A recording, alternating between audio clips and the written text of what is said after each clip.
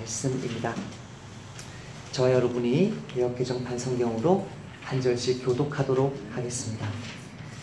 그때 예수께서 갈릴리 나사렛으로부터 와서 요단강에서 요한에게 세례를 받으시고 곧 물에서 올라오실새 하늘이 갈라짐과 성령이 비둘기같이 자기에게 내려오심을 보시더니 하늘로부터 소리가 나기를 너는 내 사랑하는 아들이라 내가 너를 기뻐하노라 하시니라. 성령이 곧 예수를 광야로 몰아내신지라. 광야에서 40일을 계시면서 사탄에게 시험을 받으시며 들짐승과 함께 계시니 천사들이 수종 들더라. 아멘. 자리에 앉으시겠습니다.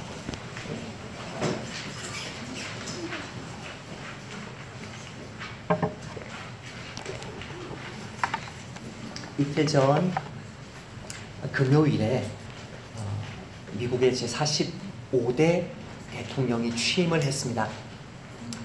미국과 저희가 시차가 있어서 저희들에게는 그 소식이 어제 들려오게 되었는데요. 그 미국의 45대 대통령이 취임할 때 취임식 장소가 어디였습니까? 기억하십니까? 네, 그죠? 우리나라의 대통령의 취임식 장소는 청와대죠.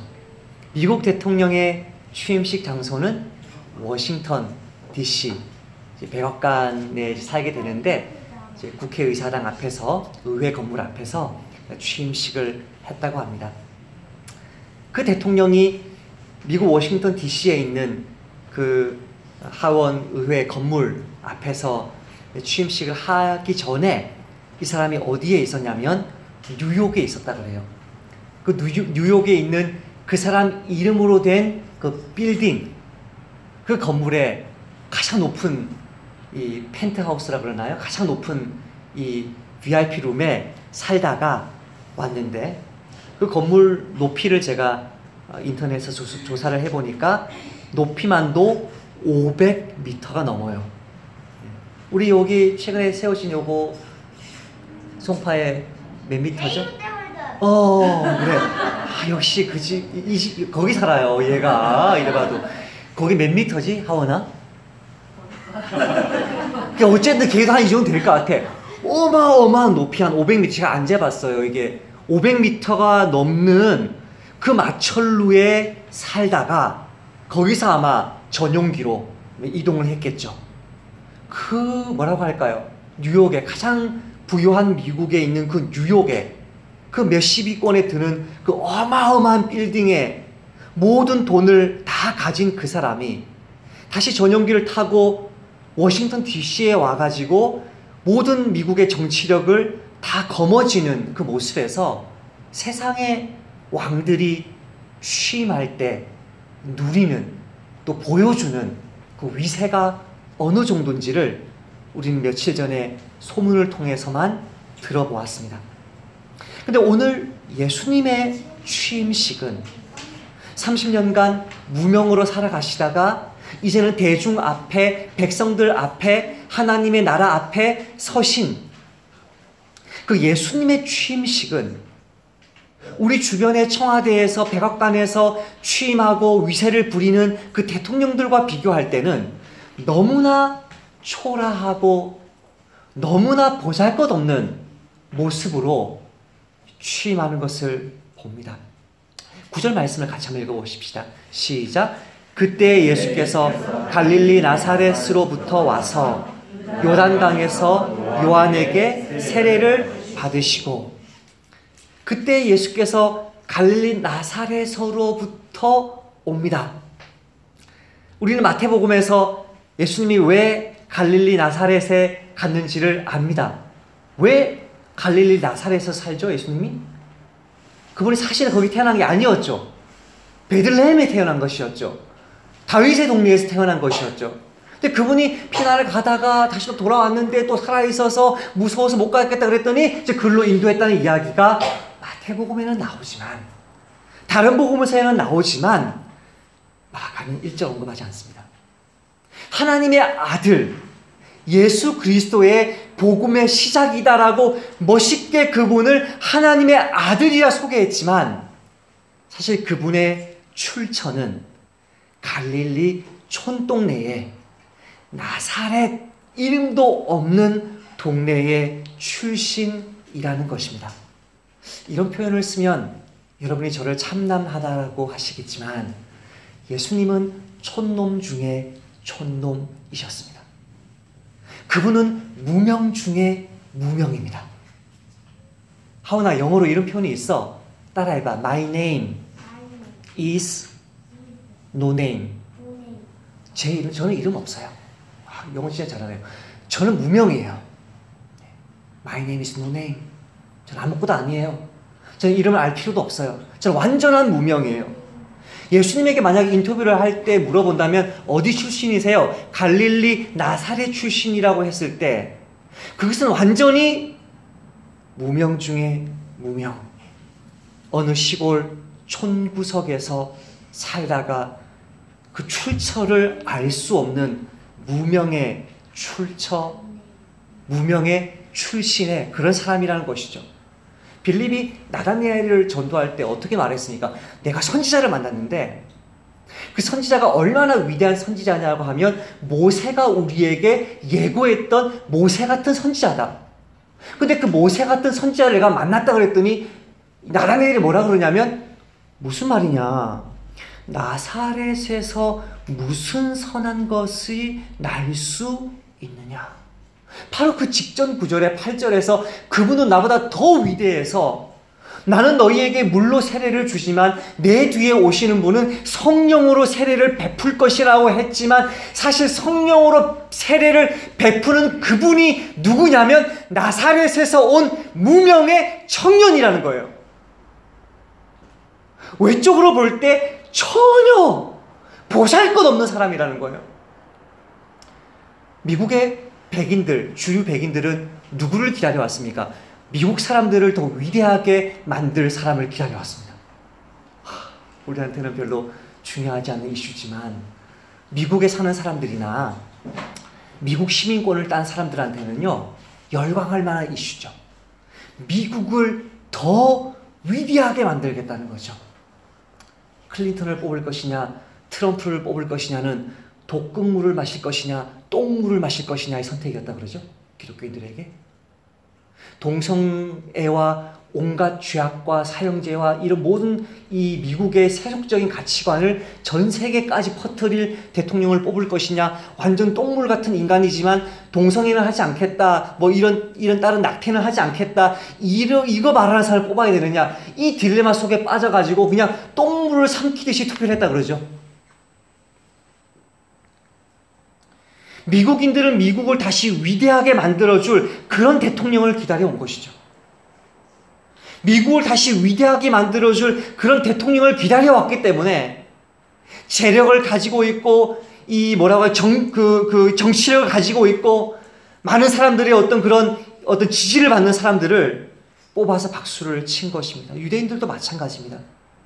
유대인들은 유대인들을 다시 위대하게 만들어줄 그런 메시아를 기다리고 있었던 것입니다.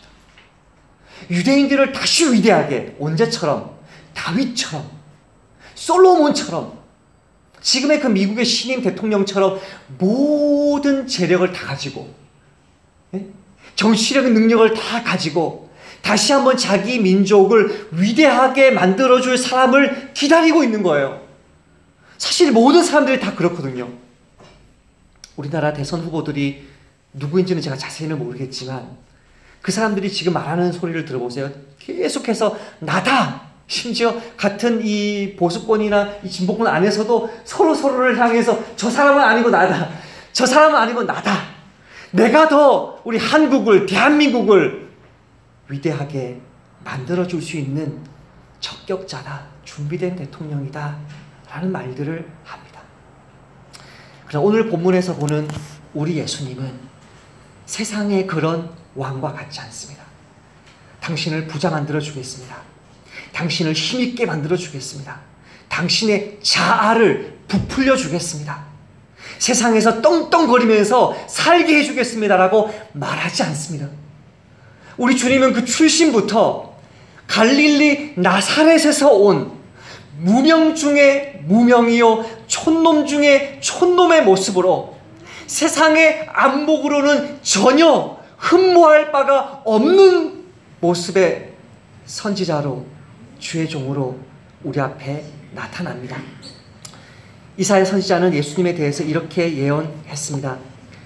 그는 주 앞에서 자라나기를 연한 순 같고 마른 땅에서 나온 뿌리 같아서 고운 모양도 없고 풍채도 없은즉, 이 다음 구절이 중요합니다. 우리가 보기에 흠모할 만한 아름다운 것이 없도다. 예수님이 우리의 왕이 되시고 우리의 주님이 되시지만 그 예수님의 외모는 우리가 볼 때에는 하나님의 아들이라고 생각하기에는 전혀 상상할 수 없는 그런 모습으로 우리에게 나타난다는 것입니다. 우리가 보기에 예수님이 이런 모습이라는 것은 하나님이 보실 때는 그렇지 않다는 것입니다. 사람은 외모를 보지만 하나님은 중심을 봅니다. 하나님의 생각은 우리의 생각과 다릅니다. 하늘이 땅에서 높은 것 같이 하나님의 생각은 우리의 생각보다 더 높습니다. 우리 눈에 볼 때는 이렇게 초라하고 보잘것없는 예수님이지만 멋있는 대도시에 사는 분이 아니라 저 지방 촌동네에 촌구석에 사는 그런 촌사람이지만 촌놈이셨지만 사실 그 예수님은 하나님이 보실 때에는 하나님의 아들이라는 것입니다. 이는 내 사랑하는 아들이요 내가 기뻐하는 자다 라는 이 주님의 목소리는, 사람들은 그 예수님의 정체를 알지 못해도 하나님은 그 예수님의 정체를 알고 계신다는 것입니다. 하나님의 아들이신 그 예수님이 나타나시는 그 방식이 갈릴리 촌동네 나사렛에서 온 방식이었다면 그 예수님이 오셔서 하신 행동은 더더욱 우리를 충격에 빠뜨립니다. 9절 말씀을 다시 한번 읽어보십시다. 시작. 그때 예수께서 갈릴리 나사렛으로부터 와서 요단강에서 요한에게 세례를 받으시고, 여러분 세례를 누가 받습니까? 세례는 어떤 사람이 받는 것입니까? 세례 받는 사람. 그죠? 세례를 받는 사람이 세례를 받죠, 그죠? 이런 거를 워드 플레이라 그러는데요. 굉장히 얘가 말을 잘하네요. 세례 받는 사람 누구예요? 세례를 받는 사람. 자, 세례 받는 사람이 누구냐면 앞절에 우리가 나왔죠. 세례 받는 사람은 회개하고 자기 죄를 자백하는 사람이죠. 회개하고 하나님께로 돌이키고, 정말 하나님께로 돌이켰습니다. 더 이상 내 주인은 이 세상의 성공이 아닙니다. 지위가 아닙니다. 돈이 아닙니다. 돌이켰습니다. 그 돌이킨 것을 자기의 죄로 자백하는 사람이 세례받는 사람입니다. 그게 지난주에 설교였습니다. 세례받는 사람은 죄를 회개합니다. 그래서 세례받는 사람들은 보통 굉장한 감격과 기쁨과 감사에 사로잡힙니다. 25년 전인데요. 1992년 부활절 때였습니다. 저는 고등학교 2학년 때였는데요. 제가 모태신앙이긴 했지만 저희 어머니 간증 들어보신 것 기억하시겠죠?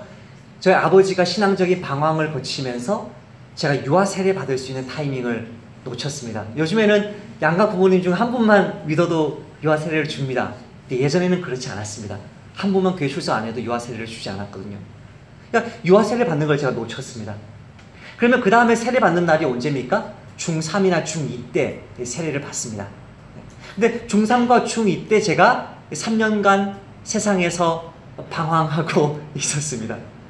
술 먹고 담배 피고 도박하고 애들 패고 태권도를 연습해서 애들에게 실습하고 아주 나쁜 짓을 제가 골라서 했습니다. 3년간 정말 허무하고 허무한 삶을 살았습니다. 16번 버스로 기억하는데요. 괴정동에서 그 하단동까지, 동아대학이 있는 그 하단동까지 타고 가는 그 16분 버스를 타고 가면서, 그때 이제 중학교가 거기 있었기 때문에 계속 버스에서 제가 기도했던 기억이 납니다. 하나님, 저는 무수히 많이 주님을 배반했습니다. 무수히 많이 제가 주일 예배에 그 중등부 예배, 초등부 예배 참석했다가 끝나자마자 제가 분반 공부하기 싫어서 도망치고 오락실로 도망치다가 오락을 열심히 하다가 이제 분반 공부 마칠 때쯤 되면 이제 집에 돌아가다가 저희 형님과 그렇게 합의를 봤죠. 우리가 이렇게 도망치면 되겠냐, 앞으로 이러지 말고 처음부터 가지 말자. 그래가지고 엄마 아빠한테 교회 간다 그러고 100원 헌금 받아가지고 바로 오락실로 직행해서 2판 하면 50원 끝나고, 나머지 형님과 둘이서 계속 남 오락하는 거 보고 있다가 시간 마치면 교회 가는, 집으로 돌아가는 일을 이제 중1 때 시작하다가 우리 형님과 함께 이제 3년간 신앙생활을 방황을 했습니다. 그러다가 제가 중3 말에 그 16번 버스를 타고 가면서 제 마음속에 너무나 이 공허한 마음들이 많이 들면서, 하나님, 한 번만 더, 제가 무수히 많이 교회를 그런 식으로 오락실과 교회를 왔다 갔다 하면 무수히 많이 주님을 배반하고, 하나님 안 그럴게요 거짓말하고 무수히 많이 했기 때문에 제가 그 16분 버스를 타고 가면서 이렇게 기도했습니다. 하나님, 한 번만 더 교회로 인도해 주시면 제가 다시는 주님을 배반하지 않겠습니다. 그러나 그 고신측, 제가 다녔던 그 고신측 교회인 괴정 제1교회는 못 가겠습니다. 거기 있는 여학생들이 어제 오락실과 교회로 왔다 갔다 하는 애가 제가 또 왔네. 그렇게 하면 사춘기인 제가 너무나 부끄러우니까 괴정 제1교회가 아닌 다른 교회에 우연히 가게만 해주신다면 제가 주님 배반하지 않겠습니다 하고 간 교회가 괴정 중앙교회입니다. 그 괴정 중앙교회를 제가 가서 이제 1학년 한 해 동안 첫 해죠. 이제 고등학생이 올라가서 중3 말에 갔으니까 열심히 신앙생활 하고 나서 거기에 이제 고등부에 그 학생 총무로 선출이 되었습니다. 학생 총무는 세례 받은 사람만 할 수 있거나 곧 세례 받을 자만 할 수 있다 그래서 제가 이제 세례를 받게 되었습니다. 항상 부끄러웠거든요. 저는 교회 다니면서도 선생님이 너 세례 받았니? 아니요. 친구가 너 세례 받았니? 아니. 항상 부끄러웠는데 세례를 받게 해준다 그러니까 너무 이제 제가 기뻐서 세례를 받았습니다. 1992년 부활절 이제 강단이 있고 회중석이 있고 이제 성가대석이 이렇게 있는데 요 맨 앞에 이제 의자를 놓고 제가 세례를 받는 모습이 사진을 제가 지금도 가지고 있습니다. 이 두 발을 모으고요, 두 손을 모으고요, 딱 무릎 위에 올리고 고개를 숙이고 참 이렇게 받는 모습, 참 경건해 보이는 모습인데 한 10년쯤 뒤에요. 그때 저와 함께 세례를 받았던 친구들 중에 한 명의 세례식 사진, 그날 같은 날 받은 사진인데요. 그 친구가 이제 제 뒤에 받았나 봐요. 받고 저는 세례 받은 사람은 다시 제자리에 올라가서 앉는데 이제 그 친구가 받는 그 각도에서 제가 앉아있는 모습이 찍힌 거예요. 하고 있는 게 찍힌 거예요. 그러면서 제가 그날 세례하는 기억을 되살리게 됐어요. 저는 아직도 기억해요. 전 침례 교인이 아니거든요. 물 어느 정도 이게 약간이 저한테 흘러내렸는데 흘러내릴 때 저의 온 몸이 전율을 하면서 펑 터진 거예요. 그러면서 막 앉아서 울며 불며 계속 이제 기도했던 기억이 나요. 하나님, 나를 불러주셔서 감사합니다. 나에게 세례 주셔서 감사합니다. 하나님, 배반하지 않고 신앙생활 잘 해오게 해주셔서 감사합니다. 하나님의 용서와 사랑, 성령의 충만한 임재, 우리 주님을 향한 공개적인 헌신을 고백하는 것이 세례이기 때문에 예수님의 세례는 결코 회개하고 죄를 고백하는 세례일 수 없는 거죠. 예수님의 세례가 죄인들처럼 죄를 자백하고 받는 세례였다면 그게 이단이 됩니다. 심지어 예수님의 십자가 죽음은 죄인을 대신한 죽음이지만 예수님의 세례가 죄인들을 대신한 세례였다면 그것도 틀린 말입니다. 그러면 예수님이 죄인이란 말이거든요. 우리는 세례 받을 필요가 없다는 말이거든요. 그렇지 않거든요. 예수님의 세례는 죄인이 받은 세례도 아니고 예수님의 세례는 죄인을 대신해서 받은 세례도 아니에요. 그 뭐예요, 목사님? 예수님의 세례는 그분이 앞으로 어떤 방식의 어떤 모습의 메시아로 우리에게 올 것이냐를 보여주는 거죠. 그분의 첫 번째 모습은 무명이죠. 보잘것없는 모습이죠. 세상 사람들이 기대할 수 없는 촌사람이었죠. 그분의 두 번째 모습은 죄인들 중에 한 사람으로 그들 속에 들어가시는 예수님이죠. 그 예수님의 세례식에서 하나님이 그분을 향해서 하나님의 음성을 들려주시고 하늘을 찢으시고 성령을 내려주시면서 이 예수를 봐라. 이 사람이 너희들 중에 한 사람인 것 같아도, 이 사람이 세상적으로 보잘것없는 사람인 것 같아도, 세상의 권력을 추구하고 돈을 추구하는 사람들이 사모할 만한 게 전혀 없는 가난한 시골뜨기 같아도 이 사람을 내가 사랑하고 이 사람이 내 아들이다. 하나님이 예수님을 취임시키는, 이 사람을 공식적으로 우주의 왕으로 드높이는 예수님의 대관식을 위해서 예수님이 죄인들이 모여있는 이 요단강에서 세례를 받는 것입니다. 세례 요한도 처음에는 예수님이 죄인 중에 한 사람으로 세례받는다고 오해했습니다. 그 세례 요한이 이렇게 말합니다. 이때 예수께서 갈릴리로부터 요단강에 이르러 요한에게 세례를 받으려 하시니 요한이 말려, 안 됩니다. 말려 이르되 내가 당신에게 세례를 받아야 할 터인데 당신이 내게로 오시나이까? 예수께서 대답하여 이르시되 이제 허락하라. 우리가 이와 같이 하여 모든 의를 이루는 것이 합당하니라 하시니 이에 요한이 허락하는지라. 세례 요한이 예수님의 세례를 왜 말렸다가 허락하게 되었습니까? 예수님이 죄인의 한 사람으로 세례받는 것이 아니라 하나님이 기뻐하시는 의를 이루기 위해서, 당신이 오신 것은 그 의를 이루시기 위해서 오셨다는 것을 사람들에게 보여주기 위해서 세례받는다는 사실을 깨닫고 세례 요한이 예수님을 세례 주는 것입니다. 예수 영화들 중에 이런 영화가 있습니다. 예수님이 세례 요한 앞에 오십니다.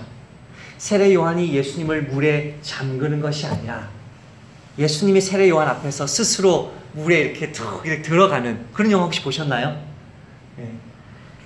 사실 그것도 역시 세례 요한처럼 예수님의 그 의도를 오해한 것입니다.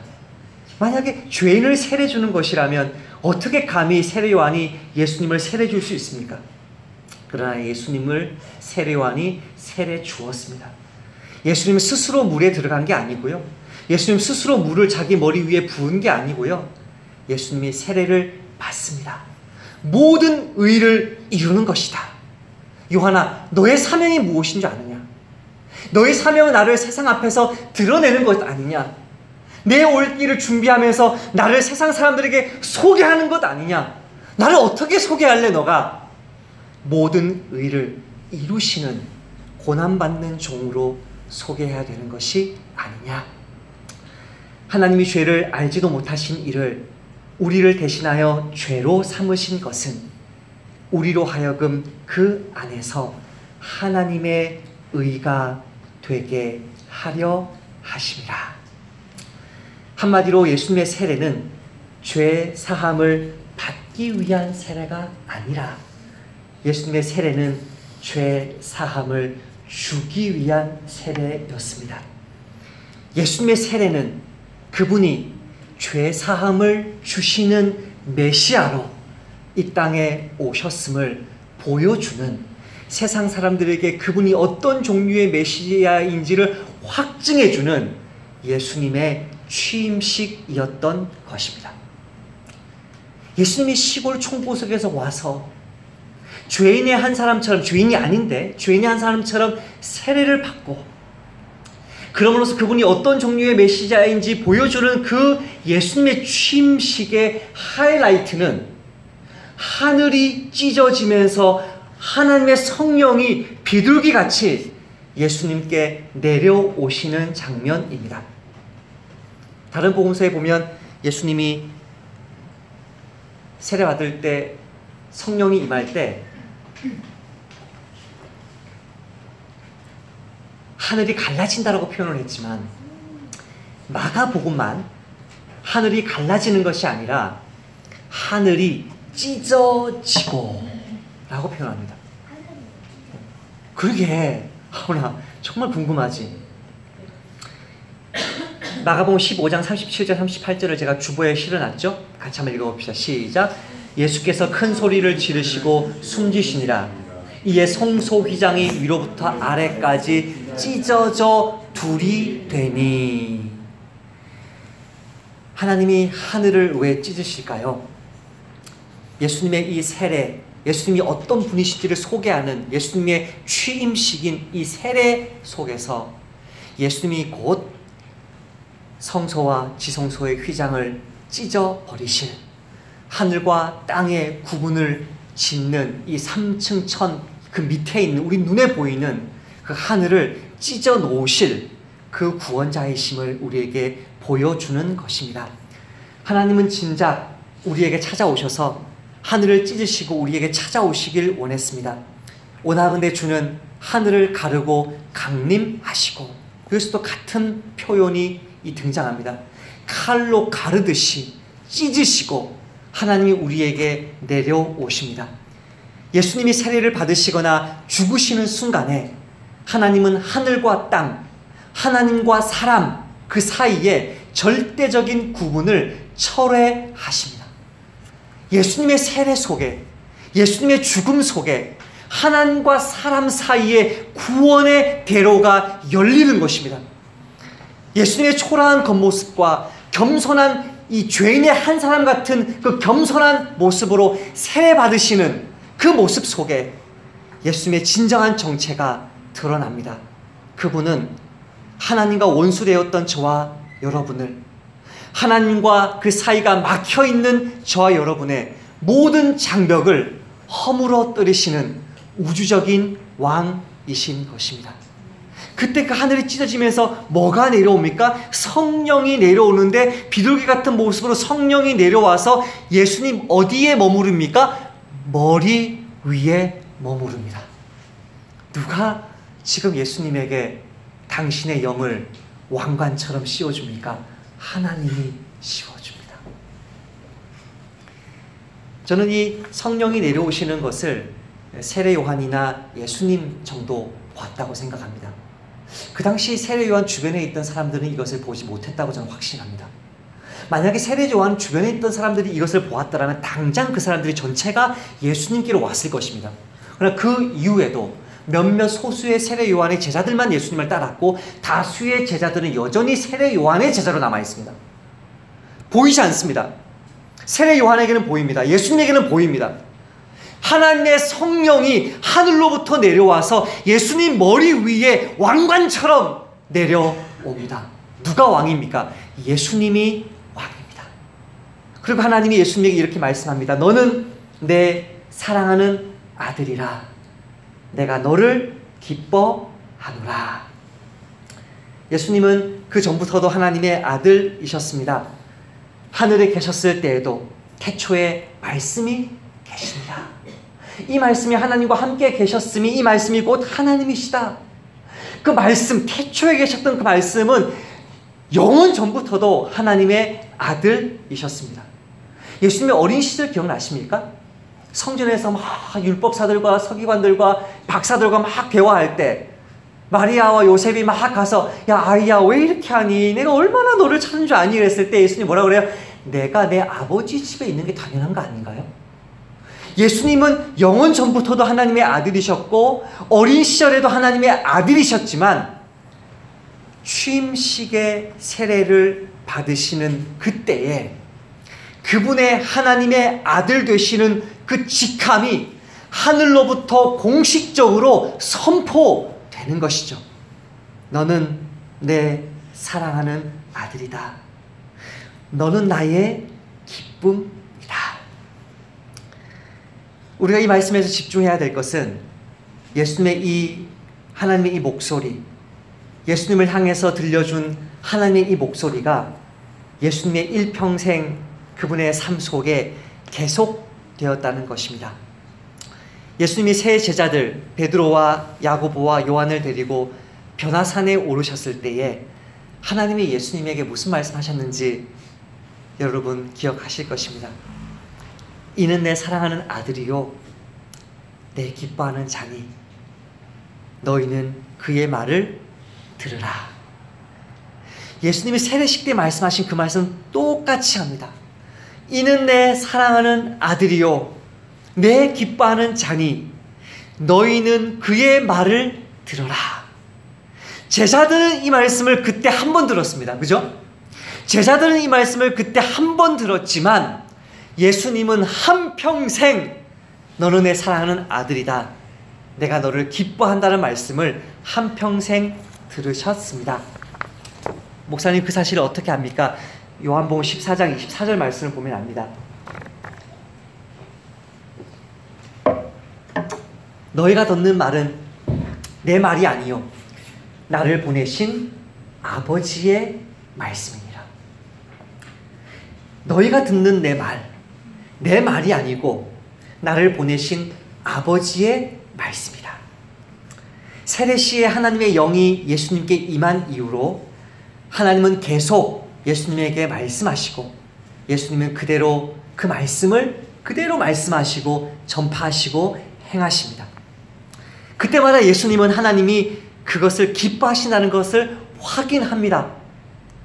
이에 예수께서 이르시되 너희가 인자를 든 후에 내가 그인 줄을 알고 또 내가 스스로 아무것도 하지 아니하고 오직 아버지께서 가르치신 대로 이런 것을 말하는 줄도 알리라. 나를 보내신 이가 나와 함께 하시도다. 나는 항상 그가 기뻐하시는 일을 행함으로 나를 혼자 두지 아니하셨다.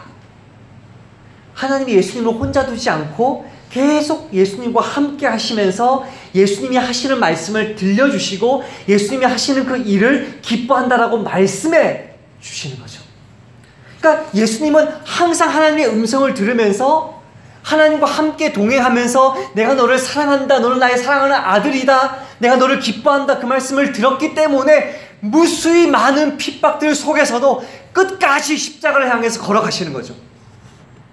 이 음성을 듣고 나서 예수님이 어디로 가십니까? 12절 13절을 보면 성령이 곧 예수를 광야로 몰아내신지라. 광야에서 40일을 계시면서 사탄에게 시험을 받으시며 들짐승과 함께 계시니 천사들이 수종 들더라. 하나님께서 예수님을 향해서 내가 너를 기뻐한다, 너는 내가 기뻐하는 아들이다, 내가 너를 사랑한다, 이 음성 들었던 그 예수님이 그 음성을 들려주시는 하나님의 성령과 함께 광야로 들어가는 거죠. 광야 속에서 사탄에게 시험을 받으시면서 들짐승과 함께 계시고 천사들과 모든 들짐승들의 수종을 받는 것입니다. 사랑하는 나그네 교회 성도 여러분, 하나님이 여러분에게도 혹시 너는 내 사랑하는 아들이다, 내가 너를 기뻐한다 라는 말씀을 들려주시나요? 아니요. 저와 여러분에게도 그것을 들려주시나요? 청각적으로는 아니야 하훈아, 그치? 하훈이는 항상 이렇게 과학적으로 얘기를 해요. 청각적으로는 아닌데요, 우리에게 들려줘요. 예수님에게 한평생 계속된 그 말씀이 딱 한순간 이제 들려지지 않았을 때가 있는데 예수님이 십자가에 달려 돌아가실 때죠. 하나님이 완전히 예수님을 외면합니다. 하나님을 완전히 외면하면서 하나님과 예수님의 관계가 완전히 단절됩니다. 나를 위해서, 나를 대신해서 십자가에 달려 죽으신 그 예수님의 십자가 사건 때문에 예수님만 한평생 계속 들었고 우리 귀에는 들려지지 않았던 그 하나님의 사랑의 음성이 한평생 저와 여러분을 향한 음성이 되는 것입니다. 그날에는 내가 아버지 안에, 너희가 내 안에, 이 그날은 주님의 성령이 예수님에게 임했던 것처럼 우리 안에도 임할 그날을 말합니다. 그날에, 너희가 성령을 받는 그날에 내가 아버지 안에, 너희가 내 안에, 내가 너희 안에 있는 것을 너희가 알리라. 삼위일체 하나님 우리 안에서 계속 이 사랑의 말씀을 들려주시는 거죠. 나의 계명을 지키는 자라야 나를 사랑하는 자니, 나를 사랑하는 자는 내 아버지께 사랑을 받을 것이요 나도 그를 사랑하여 그에게 나를 나타내리라. 이 음성을 주님이 우리 속에서 삼위일체 하나님으로 들어오셔서 그분이 우리에게 말씀해 주시고 그분의 대화를 듣게 해 주시고 우리에게 그분의 사랑의 음성을 나타내 주신다는 것입니다. 미국의 대통령은 대통령이 되고 나서 미국을 더 위대하게 만들 것이고, 각 나라의 대통령들은 다른 나라에 피해를 주든 말든 상관없이 그 나라 백성의 배만 불리려고 몸부림치겠지만, 우리 주 예수님은 당신이 그랬던 것처럼 가난하고 미천하고 못 배우고 시골 어느 총구석에서 살다가 온지도 모르는 우리를 과거를 묻지 아니하시고 하나님의 백성으로 받아주셔서 우리를 위해서 광야로 나가서 이스라엘 백성들이 실패했던 그 광야, 이스라엘 백성들이 불순종했던 그 광야에 나가서 하나님의 백성을 넘어뜨리고 무너뜨리는 그 사탄과 전쟁하시고 그 전쟁에서 승리하심으로 우리에게 성령 부어주셔서 우리도 하나님의 사랑하는 음성을 매일 매순간 듣게 해 주시는 것입니다. 지난 한 주 여러분 어떤 삶을 사셨습니까? 저 여러분 어떤 삶을 살았는지는 장례식을 치른 저 말고는 아마 구체적으로 다 나누지는 못했겠지만 저와 여러분이 광야를 살았습니다. 그 광야를 하나님이 왜 나에게 허락하셨느냐 하면 하나님은 우리를 늘 광야로 인도하시는 분이기 때문에 그렇습니다. 그러므로 보라, 잘 봐라, 내가 나의 백성을 어떻게 인도하는지 잘 봐라. 그러므로 보라, 내가 그를 타일러 거친 들로, 이 광야를 말하는 거거든요. 거친 들로 데리고 가서 말로 위로하고, 너는 내 사랑하는 아들이다, 내가 너를 기뻐한다, 말로 위로하고, 거기서 비로소 그의 포도원을 그에게 주고 아골 골짜기로 소망의 문을 삼아 주시리니 그가 거기서 응대하기를 어렸을 때와 애굽 땅에서 올라오던 날과 같이 하리라. 출애굽 사건 때처럼 너희들 그 이후의 삶도 광야의 삶이라는 거죠. 여호와께서 이르시되 그날에 내가 나를 내 남편이라고 일컫고 다시는 내 바알, 내 주인이라고 일컫지 아니하리라. 종이 주인을 모시듯 하나님을 두려워하면서 광야 생활하는 게 아니라 하나님을 나의 남편, 예수님을 나의 남편, 끊임없이 나를 위로해주는 남편, 끊임없이 나를 격려해주는 남편, 끊임없이 나를 향해서 너는 내 사랑하는 아들이다, 내가 너를 기뻐한다는 그 음성으로 우리를 위로해주는 곳이 지난 주 저와 여러분이 살았던 그 거친 들, 광야라는 것입니다. 순종하기 힘든 환경, 감당하기 힘든 환경, 하나님이 도와주지 않으시면 살아남을 수 없는 광야로 나아가야만 하나님이 내 마음속에 들려주시는 내가 너를 사랑한다, 너는 나의 기뻐하는 아들이라는 그 음성을 더 생생하게 들을 수 있다는 것입니다.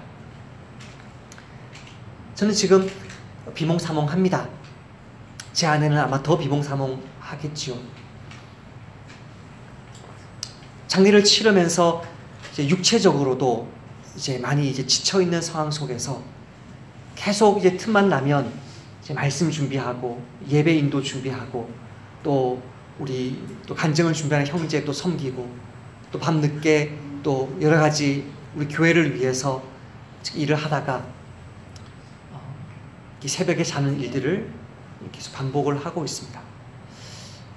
장례식 중에도 내려가는 버스 안에서도 혼자 먼저 또 오는 기차 안에서도 틈만 나면 계속 말씀 읽고 성경책 꺼내서 말씀 읽고 또 설교 원고를 또 타이핑하면서 그렇게 이제 살아왔습니다.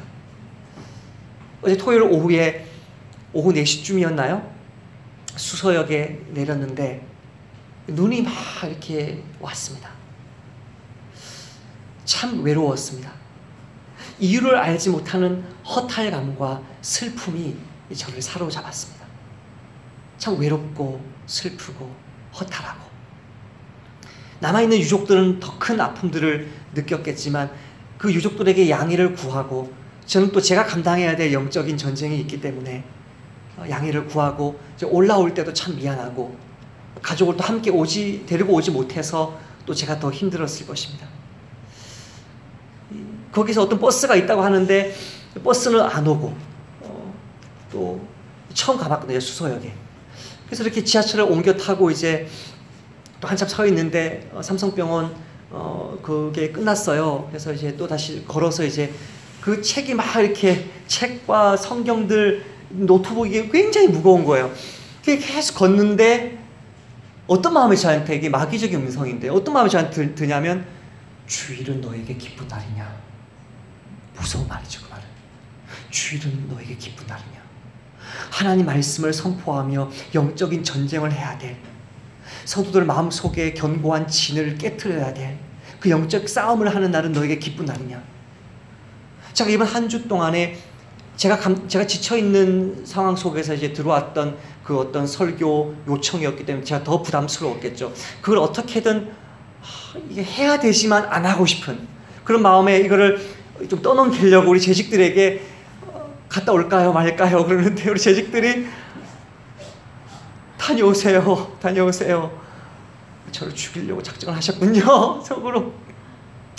저에게 있는 영적 싸움은 하나님이 나를 광야로 몰아가시면서 내가 하나님을 의지하지 아니하면 감당할 수 없는 가정과 시족과 교회와 다른 교회와 이런 싸움들을 나에게 이 광야로 몰아가시고 이 광야로 몰아가시는 속에서 나를 하나님 앞에서 온전하게 드려야만 나를 사랑하시는 그 음성이 더 들릴 텐데 그 작은 광야의 싸움 끝까지 인내하며 기뻐하며 가족들을 위로하며 말씀으로 권면하며 그 작은 싸움을 마치고 또 하나의 싸움을 준비하는 그 시간 속에 저기서 이제 계속 걸어서 이렇게 오는데요. 제 마음에 이제 그런 음성, 주일은 너에게 기쁜 날이냐.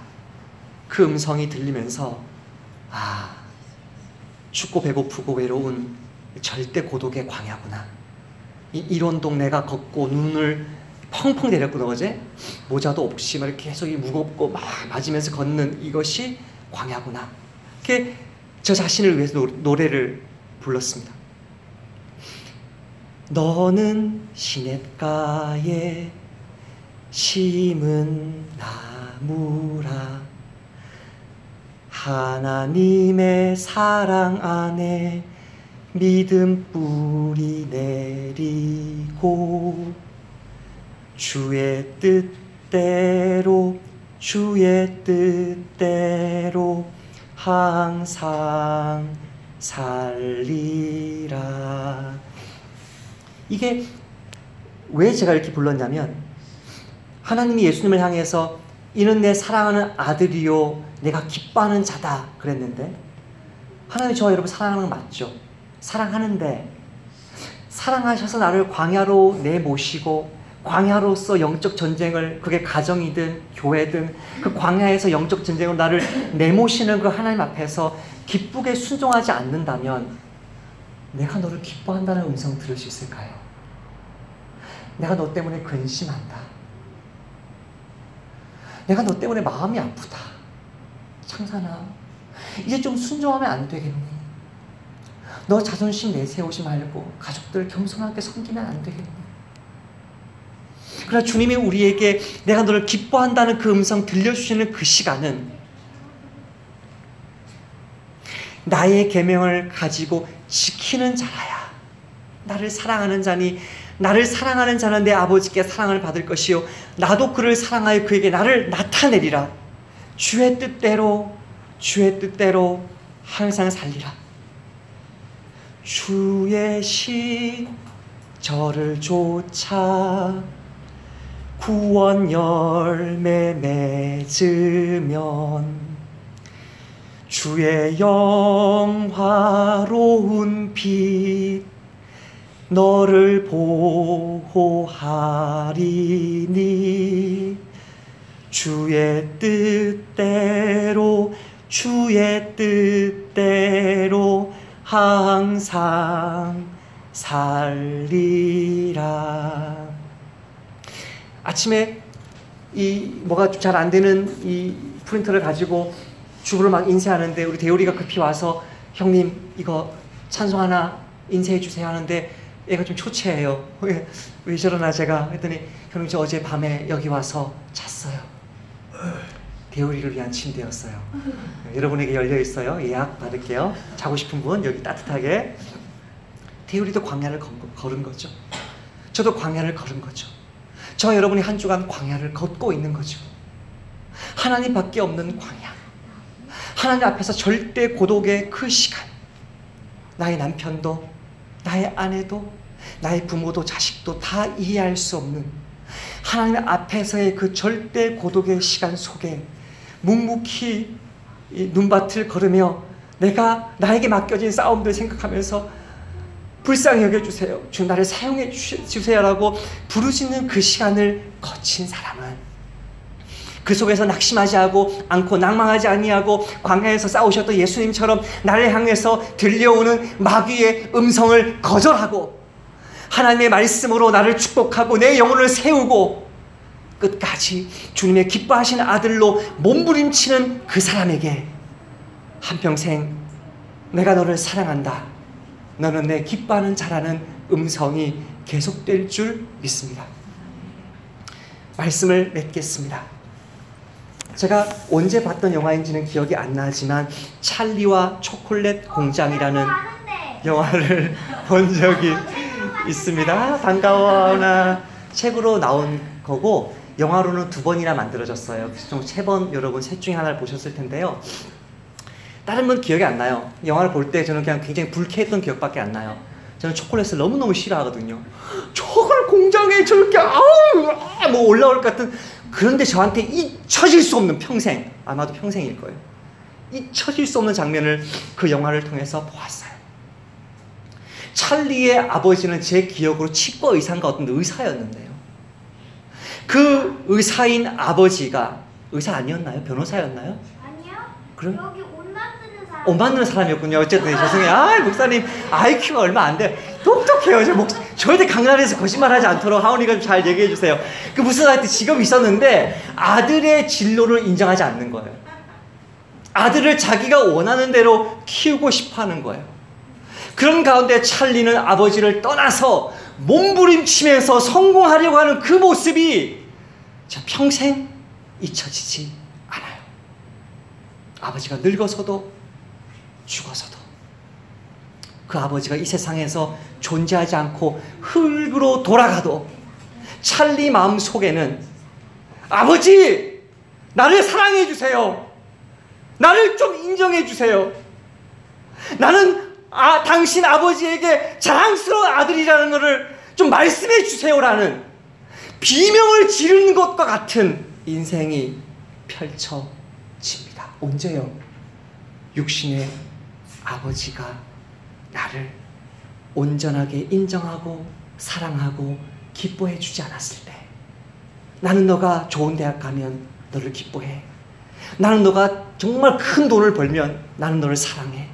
너가 세상에서 엄청나게 성공하면 너는 내 아들이야. 무의식 속에서 정도의 차이는 있겠지만 세상의 모든 육신의 아버지 어머니들은 완전하지 못한 것이죠.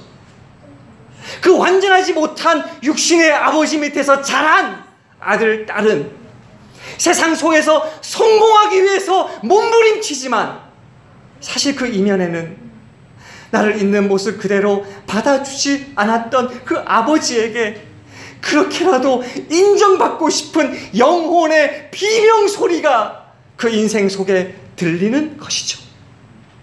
그러나 하나님 아버지로부터 너의 육신의 아버지가 지금 살아있든 살아있지 않든 상관없이, 너의 육신의 아버지와 어머니가 너에게 어떻게 행했든지 상관없이, 장사나 배우라, 너는 내 사랑하는 아들이다, 내가 너를 기뻐한다, 그 아버지, 하나님 아버지의 목소리를 듣는다면 우리 인생 속에 어떤 광야가 펼쳐지고 내가 감당해야 될 가장으로서든 아내로서든 남편으로서든 내가 감당해야 될 일들이 아무리 버거워도 그 광야로 들어가며 하나님의 음성을 들으며 그분과 동행하며 그 광야를 나아가는 것이 바로 시냇가에 심은 나무가 하나님의 그 사랑의 음성 속에 깊이 뿌리 내리고 시절을 쫓아 아름다운 구원의 열매를 맺는 진정한 행복의 삶인 것을 기억하셔서 주 예수님이 하늘을 찢으시며 하나님이 하늘을 찢으시며 열어놓으신 그 구원의 길, 그 하나님의 음성을 이번 한 주도 하나님이 피하게 해주지 않으시고 모면하게 해주지 않으시는 여러분의 그 광야에서 매일 매 순간 들으시기를 주님의 이름으로 축복합니다. 기도하겠습니다. 아버지, 제 삶이 광야와 같습니다.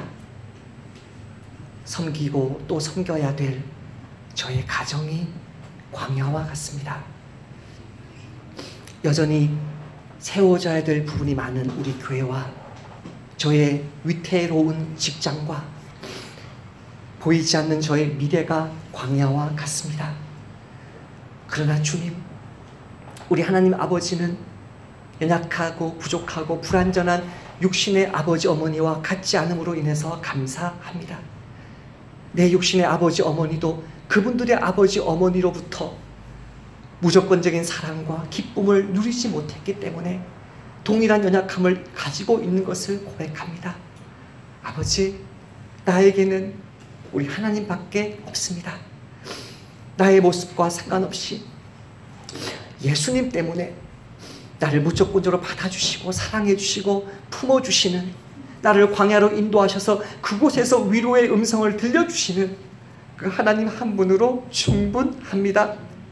어려운 직장 환경과 가정 환경과 교회 환경 속에 결코 낙심치 아니하고 너는 내 사랑하는 아들이다, 그 음성 한마디로 능히 이번 한 주도 순종의 삶, 주의 뜻대로 항상 살아가는 그 삶을 허락하여 주시기를 소원하옵나이다. 예수님의 이름으로 기도합니다. 아멘. 찬송 단가 293장입니다.